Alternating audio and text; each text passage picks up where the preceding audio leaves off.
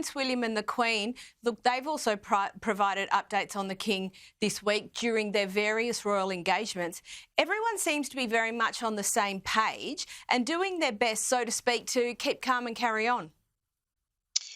Well, it's the old adage, isn't it? And certainly straight out the late Queen's handbook of keeping calm, carrying on. And I think that they have to show a united front in this instance, because it's been quite a tumultuous few weeks. First of all, we had the Princess of Wales in hospital for an abdominal surgery. She was in hospital for a couple of weeks, taking an extended period of leave. Then the King was in hospital for a number of nights for an enlarged prostate. This secondary diagnosis, his cancer diagnosis, was picked up during that hospital stay. And I think, you know, that's fair to say that that really did sort of shock everybody into thinking, gosh, the slimmed down monarchy is looking rather threadbare at the moment. But it is definitely the senior royals, like the Queen, like the Prince of Wales, putting their best foot forward. And I think that we will start to see a bit of a calming over the next few weeks. Certainly, we're going to see Prince William back at work.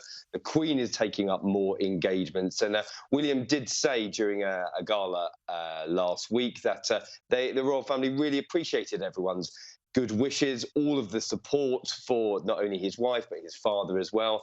And like I said, I think it's very much about pulling together in this instance, not only for William, who's going to be taking on extra duties, but for Queen Camilla as well.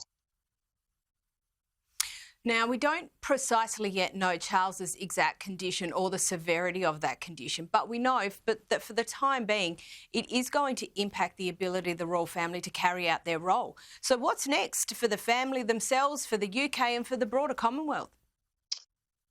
Well, I suppose it's the great unknown, isn't it? I suppose for the family, you know, as I said previously, it is about keeping calm, carrying on. No doubt the Queen is going to be taking on more duties. You know, we've got Princess Anne. She's the old stalwart, the workhorse, if you will, the hardest working royal, always topping those polls. But Prince William is coming back to work. I mean, he's had his first couple of engagements last week. It is the kids' half term this week. They've decamped to Norfolk to be by the King's side, as well as sort of taking a bit of a break from being at home. But he is going to have a lot on his shoulders. So whether he's taking extra duties at home or abroad remains to be seen. We still don't know exactly how it's going to work out. But I do think it's going to be a bit more of a sharing of those main jobs. Who will we see at Commonwealth Day in March?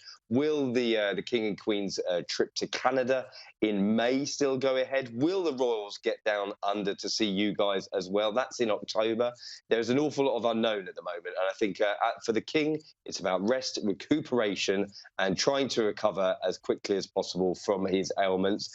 As for the Princess of Wales, and I suppose these big decisions will be made in due course.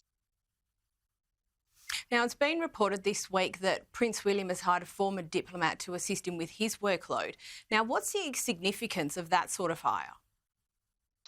Well, it is an interesting appointment. I mean, it's straight out the Foreign Office, a chap called Ian Patrick. He's got a great pedigree of working for the FCO. He's a former diplomat. He's a consultant. And I think that what this really speaks of for Prince William is more of a global role. We've seen him being very statesmanlike on the world stage, whether that's visiting the Middle East, whether that's undertaking big tours. I think this is very important and very strategic from William, because we see him again on the world stage talking about the Earthshot project, this environmental prize, which is so dear to him, this big 10-year project to try and sort of launch like the moonshot project from the JFK era to try and save the planet's biggest conundrum. So let's wait and see. I think that whether William sort of branches out and creates this more sort of brand for himself will be quite interesting over the next few years and in his role as Prince of Wales and heir.